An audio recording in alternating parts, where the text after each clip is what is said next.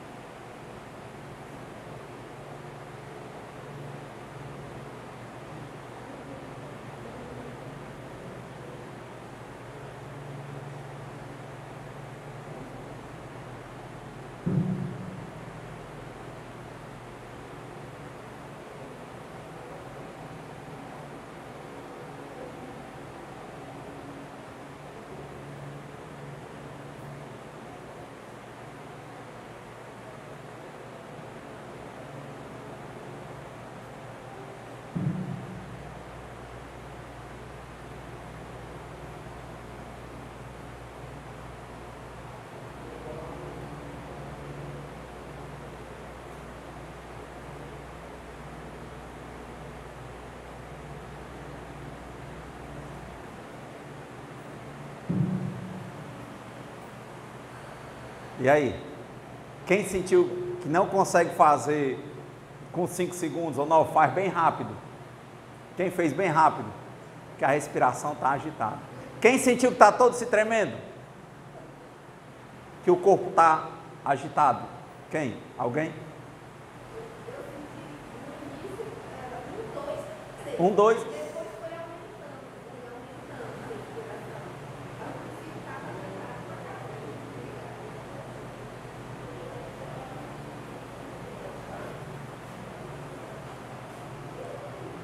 Quem conseguiu ficar só pensando no ar? Quem, em algum momento, só nesses poucos momentos, o pensamento foi para outra coisa? Só um. O pensamento ficou só no ar, sério? Olha, em 5, inspirações e expirações, o pensamento fica sempre vagando. Quem é que o pensamento vagou? Pensou em outras coisas. Inclusive pensar em olhar para mim, por exemplo. Se eu ia bater o... Quem? Não acontece não? O que é que isso quer dizer? Que a gente está no mundo, mas a gente não está no mundo. Nós não estamos presentes. Nossa mente está sempre nos levando à fuga. Julgar o outro, ficar reparando o outro. Aconteceu ou não? Acontece? Aconteceu não? Sério? Quem, por exemplo, isso não quer dizer que é mal ou ruim ou bom, eu estou querendo só perguntar o seguinte: quem durante essas inspirações ficou prestando atenção em mim? Está vendo? Quem durante a inspiração e expiração estava pensando, para que é isso? Sério? Ó, ali uma. Quer dizer, nós temos uma dificuldade muito grande de estarmos presentes no mundo. E isso gera tanto conflito, meu povo. É tão difícil tomar uma decisão. É tão difícil escutar o outro. Porque a gente já está pensando em dar uma. Quando o outro está falando, a gente já está pensando em dar uma resposta. Quando a gente está vivendo um momento legal no presente, a gente já está perguntando naquela hora o quê? Até onde isso vai me levar? Ah, isso aqui não dá certo para mim não. Ah, desse jeito não dá certo. Rola ou não esses? E a gente está totalmente no futuro, que é mentira. Como é que pode estar no futuro? Fisicamente a gente está no presente. Mas o nosso presente não é aproveitado porque nós não nos observamos. A gente está... Para você ver como olhar para a vida de qualquer pessoa é uma fuga da nossa própria vida. Não raro, quando eu estou agitado, eu lembrei do Albert Einstein. Ele dizia, quando eu estou apressado, eu ando mais devagar. Por quê? Porque aí eu paro para ver o funcionamento da natureza. Ele é certo, preciso.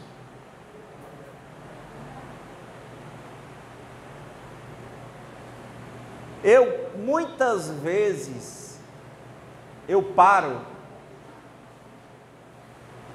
e começo a me relacionar comigo. Outro dia, eu conversando com o Sérgio, ele disse, Renato, você parece que fica concentrado, né? Centrado. Eu disse, eu começo a olhar para mim, às vezes, na respiração, e muitas vezes eu paro, e quando eu começo a querer ver a minha inspiração e a minha expiração, eu faço rápido. Na verdade, eu não inspiro. Eu fico pensando em outra coisa e esqueço de respirar. Não raro, quando eu paro, que eu vejo assim, parece que eu estou bem, mas quando eu paro, eu vejo o meu corpo está todo tremendo.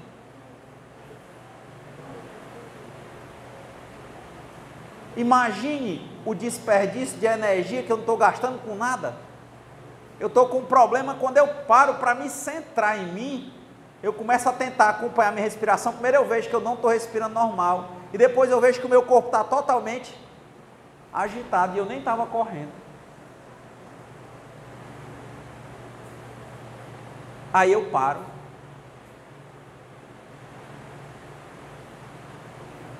Quantas vezes está acontecendo aqui a mediúnica, a gente poderia estar o quê? Num exercício de se relacionar com o presente. Mas eu olho e as pessoas estão olhando, querendo ver o fenômeno. Vixe, será que eu vou ver um espírito? O que aquela menina está dizendo? Era um grande momento de nós estarmos no mundo. fazendo a nossa parte, estando presentes, acompanhando o processo de funcionamento das coisas, a nossa relação com a vida, conosco. Mas é difícil. E é assim que vai embora a maior parte da nossa energia. Pensando no futuro que a gente não pode atingir, com base em preconceitos do passado e destruindo o nosso presente.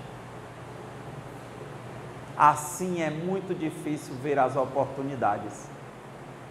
É praticamente impossível ter paciência. Muito difícil ter discernimento.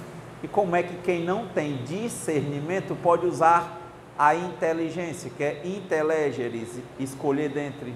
Não consegue ver, você só quer ver o que você quer ver no futuro que você quer. E por mais que você quebre a cara, você ainda quer ser o dono do universo. Quer lutar contra as forças da natureza, ao invés de lutar ou viver, melhor falando, com a natureza. Seguir o fluxo, seguir a corrente, entender o momento.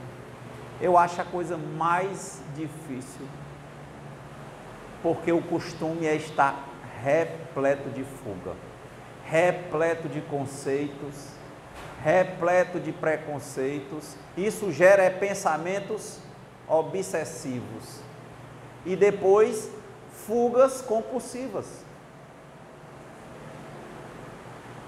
Isso é difícil, tá?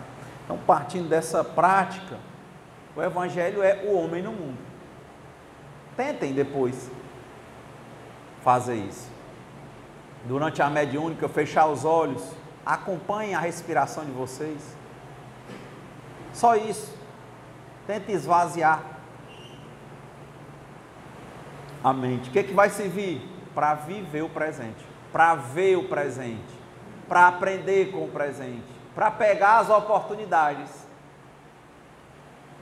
Deus está falando conosco e a gente não está ouvindo. Por quê? Porque Deus está falando e a gente não está ouvindo, porque a gente quer falar para Ele, como se Ele precisasse saber a nossa verdade.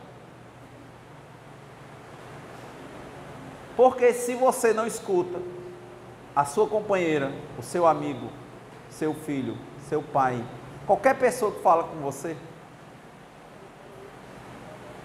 é muito provável que você não escute Deus.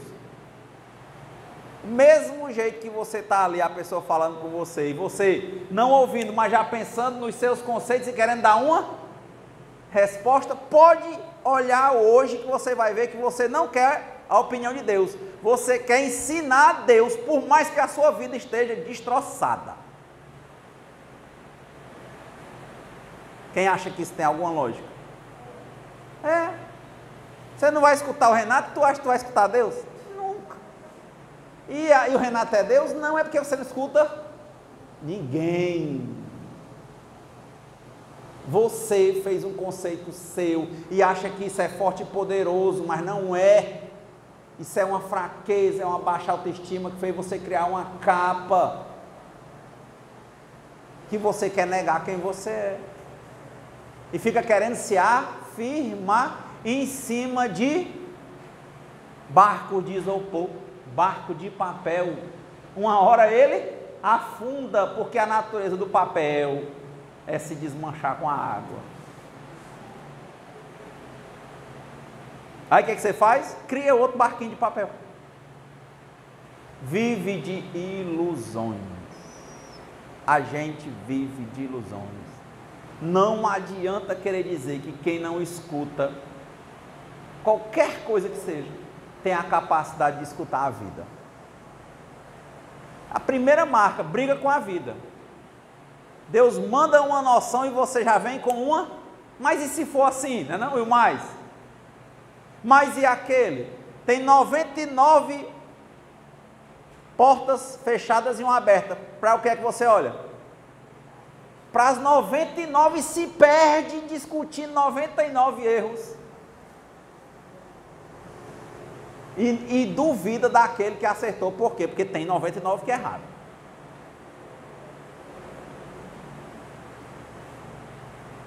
Mas não dá, mas assim não dá, mas assim não vai dar.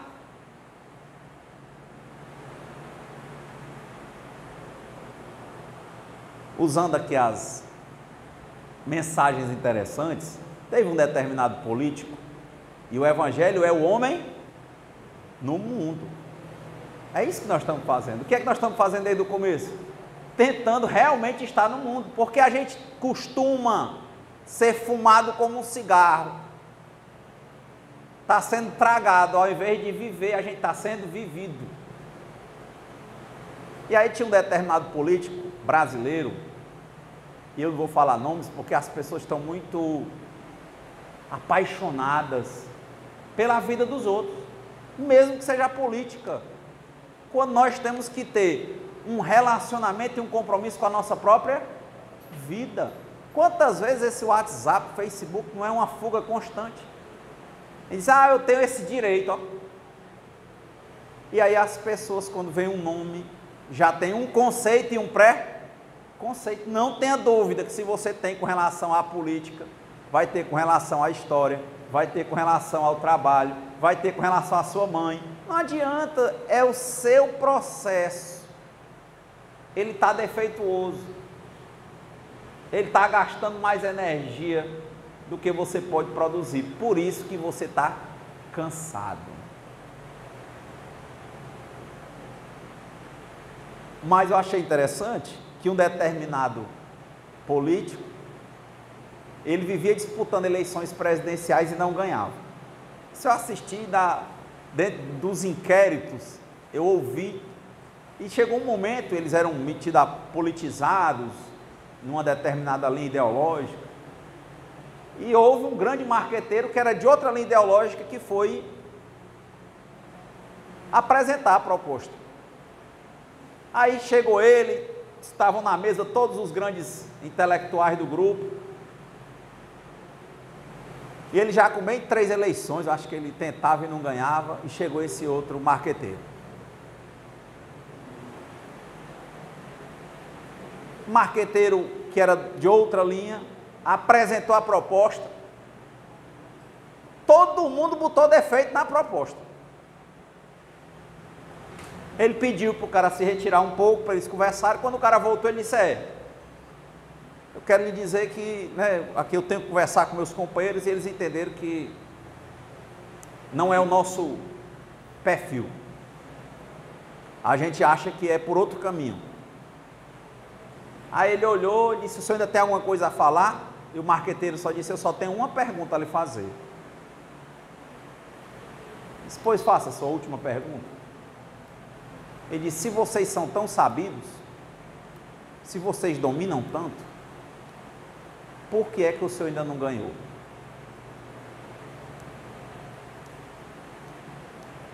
Ele olhou para ele e disse, pessoal, me desculpe, mas eu vou romper com vocês, está contratado. E ganhou.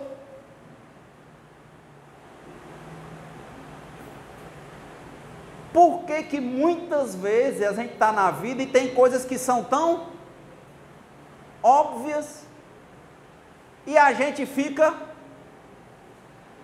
brigando? Por que que de 100 portas tem uma aberta e 99 fechadas? É lógico que é mais difícil compreender 99 coisas do que compreender uma. A gente vai primeiro entender as 99 fechadas. E está explicado por que às vezes a gente que acha que está lutando não ganha. Porque a gente só se acompanha com os problemas dos que perdem. E não vai, muitas vezes, pelas soluções mais bestas, mais fáceis dos que ganham. Tem lógica isso ou não? Quanto tempo a gente gasta olhando para problema, querendo ter segurança, precaução, prevenção, estabilidade pura, e deixa de olhar e fazer o que está mais perto e o que já foi testado, provado e que dá certo. Quantas vezes nós estamos escutando uma fala e a gente está questionando o cara, por que ele está gravando, o que ele está pensando, quem é que ele é, o que ele quer ser, e a gente não está absorvendo o que nos pode ser útil para a nossa vida. Por que que a vida está mostrando que tudo tem uma ordem, há tempo de plantar e tempo de colher, há primavera, inverno, verão, outono, e a gente acha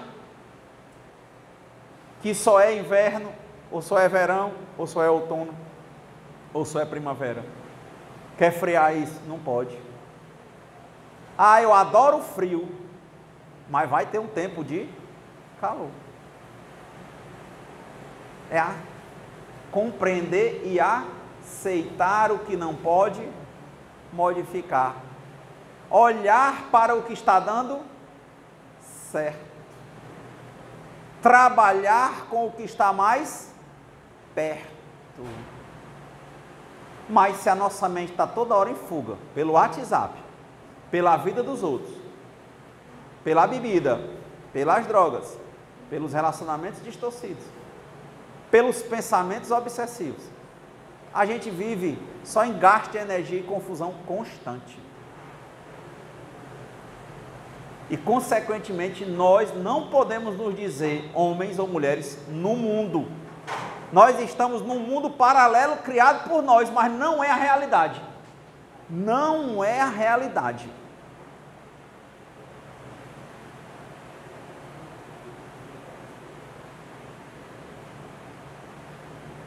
Por isso, nós guardamos conceitos e queremos viver as noções que o Gido Krishnamurti chama de respeitabilidade. Ao invés de a gente viver o amor, a gente quer viver a instituição. Mas por que que entre o amor e a instituição a gente fica com a instituição? Porque a gente tem medo da solidão, é uma carência.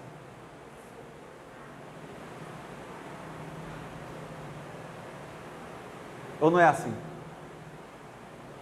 Entre desenvolver o potencial criativo e a possibilidade de qualquer tipo de trabalho, mesmo que você seja completamente improdutivo ou infeliz lá dentro, você fica mais nele e deixa de empreender ou de desenvolver, porque você acha que ali é o mais seguro, porque considera que a vida é feita de coisas paradas, que a vida não vibra, só que isso é fantasia, a vida vibra. As coisas passam e tudo corre para o melhor, porque todo rio só corre para o mar. Mas a nossa noção de estar no mundo e não querer entender a natureza das coisas do mundo, que é uma natureza que vibra, que se movimenta, que tem polaridades, e a gente quer prender, a gente quer ser dono, a gente quer que seja como a gente quer, para ter amanhã, para ter no futuro. E aí, a gente deixa novamente de viver o presente, deixa de estar no mundo, deixa de ver as oportunidades, vive agarrado ao passado, olhando para o retrovisor e deixando de viver o presente, querendo ter uma segurança no futuro que ela não existe. Hoje lá no grupo eu coloquei um trechinho do Krishnamurti, exatamente dizendo isso. Gosto do Krishnamurti porque ele não mostra o que ele pensa, ele mostra a pessoa que ela deve olhar o processo dela de ver a natureza da vida, das coisas. E ele diz: o que é que gera guerra? É o nosso desejo de segurança. É o nosso desejo de quando está com uma pessoa, querer que aquela pessoa seja eternamente nossa. Olha a palavra, nossa. De estar num trabalho e querer que ele seja nosso e a gente nunca possa sair de lá. De ter juventude e a juventude não passar, de ter beleza e a beleza não passar. Problema, apego. Problema do apego é porque ele vem de uma incompreensão. Querer entender que a vida traz estática, parado, estabilidade, segurança pura. E isso existe? As coisas estão na matéria em constante processo de destruição. E ainda assim nós estamos aqui e estamos muito bem. Mas tudo que a gente pega, quer que seja logo, é nosso.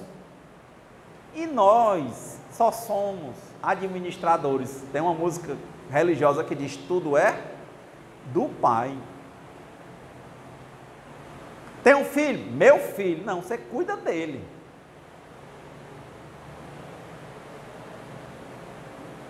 Para ser homem ou mulher no mundo, tem que compreender como é que funcionam as coisas no mundo.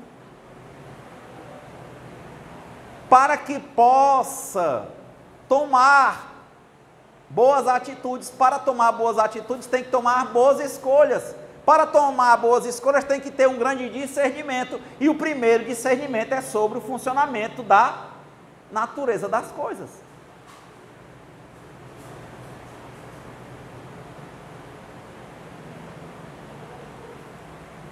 Então, o apego faz com que a gente não viva no mundo. Por quê? Porque vivemos em passado e criando uma ficção sobre o que seria o futuro, e é um futuro irreal, porque não tem ninguém aqui que não vá perder tudo o que tem materialmente. Tudo. Teu cabelo era branco, Marcos? Teu cabelo era branco? Não. Era só desse tanto, já foi mais? Pronto. Vai ter um dia que essa cabeça aqui vai ser só uma caveira. E outro dia que ela vai ser só areia. E outro dia que ela vai ser petróleo. E esse petróleo vai ser queimado e um dia ele só é um gás. Mas o nosso posicionamento é sempre de apego. Por isso que eu comecei hoje com a respiração. Toda a mente da gente é gerada em confusão mental ou fuga. Ou seja, não estamos no mundo. É sempre querendo ser e deixando de viver o que nós somos. Deixamos de viver o que é e queremos sempre achar que a vida é um vir a ser. Ela já é.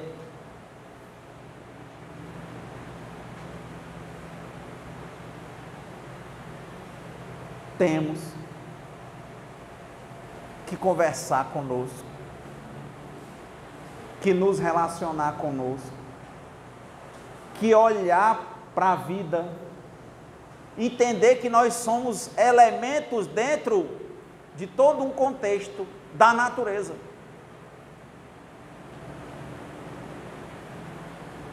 E, a partir daí, fazermos parte. Aprendermos a ouvir a natureza, nos ouvir, nos relacionar, enxergar qual é o nosso lugar.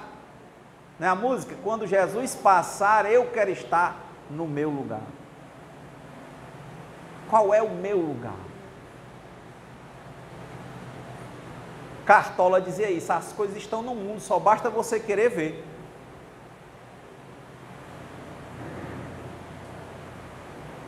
Isso que eu achava interessante. Krishnamurti, ele dizia: você não precisa ler,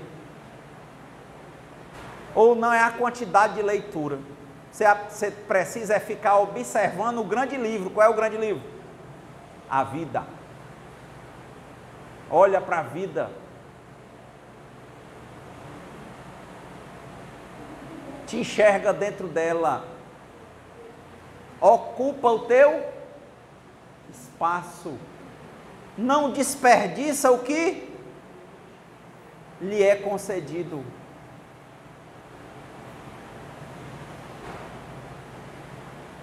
Faça a sua parte, assuma a sua responsabilidade, não delegue o que é seu, para você, da sua essência.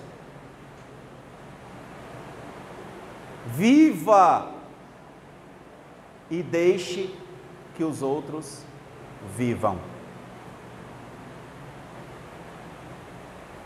Faça o que pode ser feito, devagar se vai longe. E o que não estiver sobre o nosso controle, que possa dizer, seja feita a vossa vontade antes da minha. Haja, não reaja. Agir vem de uma compreensão adequada. Reagir vem de uma luta. Cachorro pisa no pé dele, ele morde.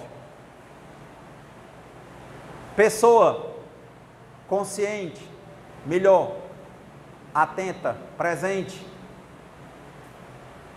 bota a mão assim dentro de uma grade, sem querer, vem um cachorro e morde. Ele não vai correr para matar o cachorro, ele diz, eu errei em botar a mão na grade da casa dos outros.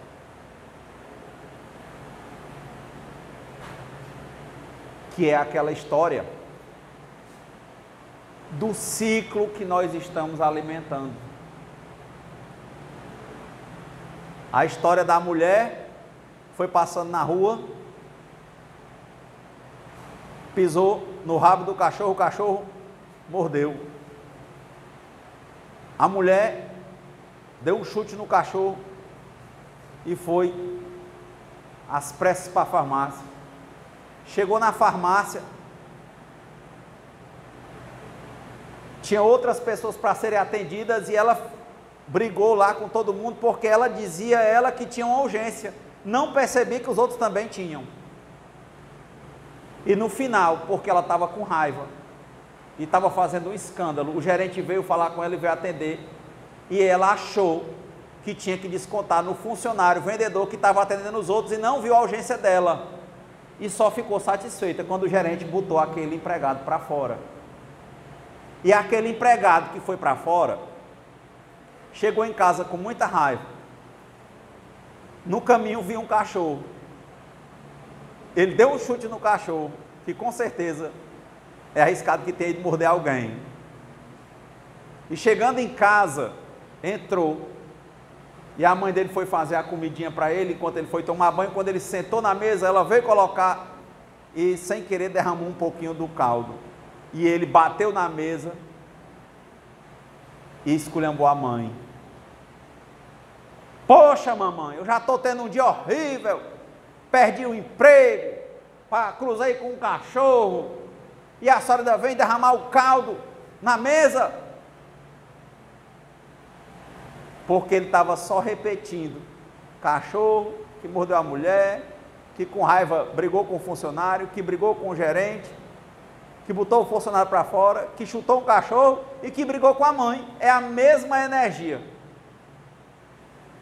Aí a mãe olhou para ele e disse, meu filho, me desculpe, realmente eu errei, mas foi sem querer e eu quero dizer que eu te amo.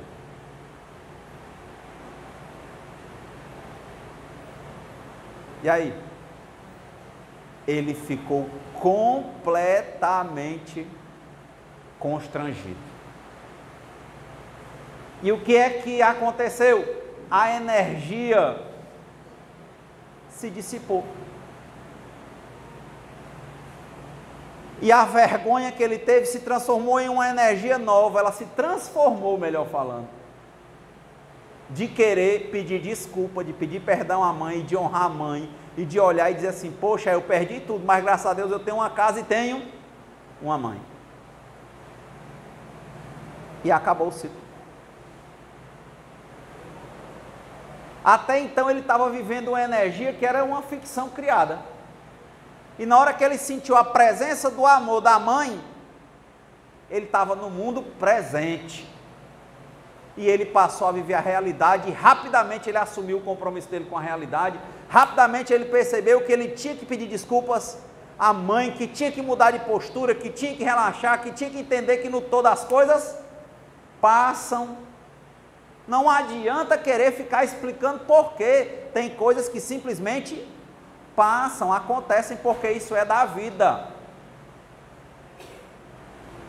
Mas no mesmo modo que aquelas coisas passam, outras surgem porque tudo está morrendo. E morrer quer dizer se transformar.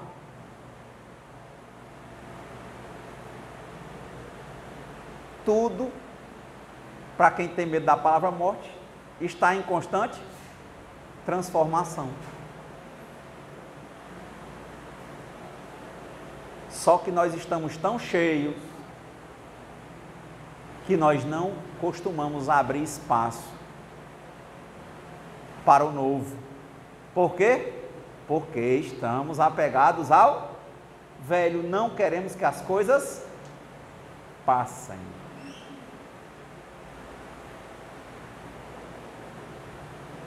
Não. Melhor do que tudo isso é ter atenção e compreensão. De novo, agir com a natureza, não ir contra. Aí não tem quem segure. Porque o resto é céus e terras passarão. Só é doloroso quando as coisas passam, porque nós queremos prendê-las.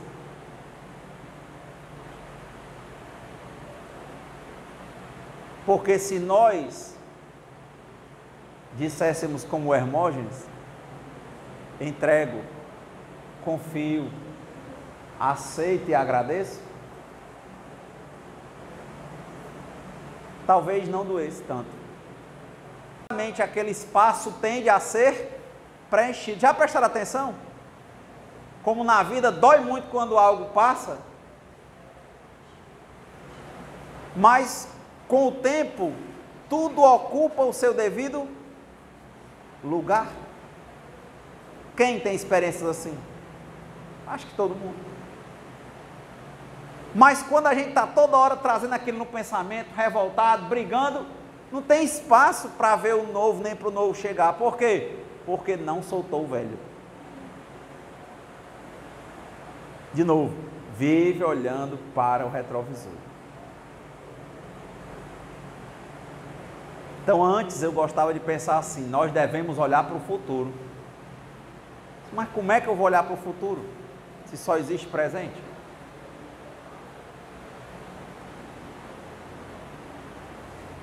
Me perguntaram, sim, a previdência, né? Jorge Benjol nos diz que prudência, dinheiro no bolso e cancha de galinha não faz mal a ninguém. Aí eu gostei muito da reflexão dos anônimos, eles falam de reserva prudente. Ter uma reserva prudente é exatamente manter o básico, evitar contas ou ter como pagá-las,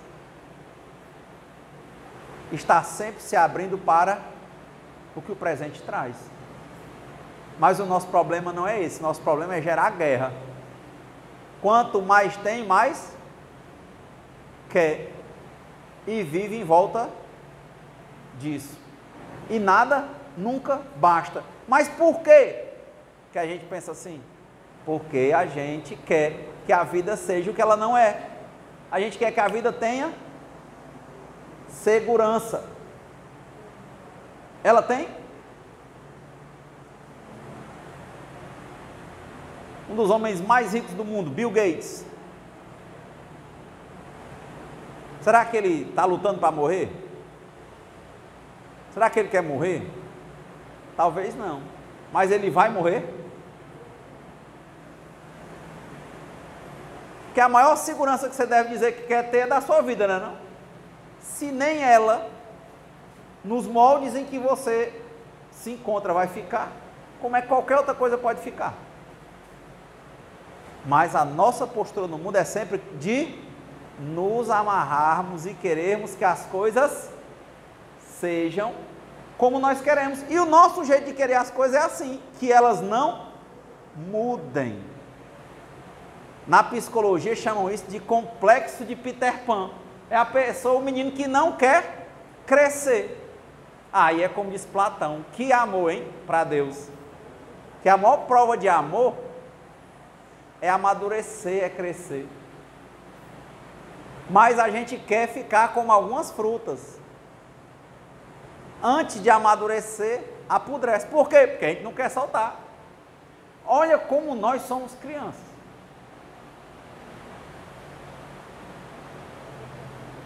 Isso ocupou a nossa vida e ocupa. Quando eu era menino, aí ó, a maturidade de Paulo. Pensava como menino, falava como menino. Mas quando deixei de ser menino, consequentemente eu deixei para trás as coisas de menino.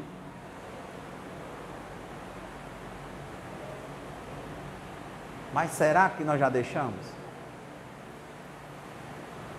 Sério, só reflita, levante a mão quem tem alguma, primeiro pense, alguma coisa que você lhe deu dor, e pense se essa dor não é porque você quis prender, se não era apego. Quem, veja, as maiores dores que vocês tiveram, veja se não tem a ver com apego, e se o apego não tem a ver com querer que a vida não mude, e a vida não deixa de mudar. Quem é? Lembraram aí alguma dor grande mesmo? Me diga quem acha que vê essa dor grande e quem acha que essa dor tem a ver com apego e esse apego tem a ver com a incompreensão ou uma ignorância sobre a vida, porque quer que a vida não mude quando a vida, desde que você nasceu, sabia que você ia passar. Quem? Ó, problema é ignorância, que gera apego, que vai gerar dor, e da dor, sofrimento. O cara que está vendendo, quando ele perde o emprego, ele não pensa que ele pode até se transformar em um empreendedor, ele não pensa. Ele fica olhando assim, poxa, por que eu perdi o emprego? Pô, na minha idade. E ele nem sequer vai observar que tem aos milhares que, porque perderam o emprego, se transformaram, por exemplo, em empregadores. Mas o medo dele, que tinha a ver com o desejo dele por segurança, só faz ele olhar para o mesmo lugar.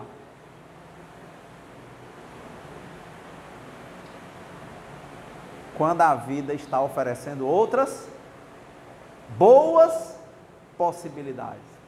Mas não quer ver. De novo, Deus vem falar com a gente espera Ele terminar para dar logo a nossa resposta. Não tem resposta com palavra, a resposta é com ações.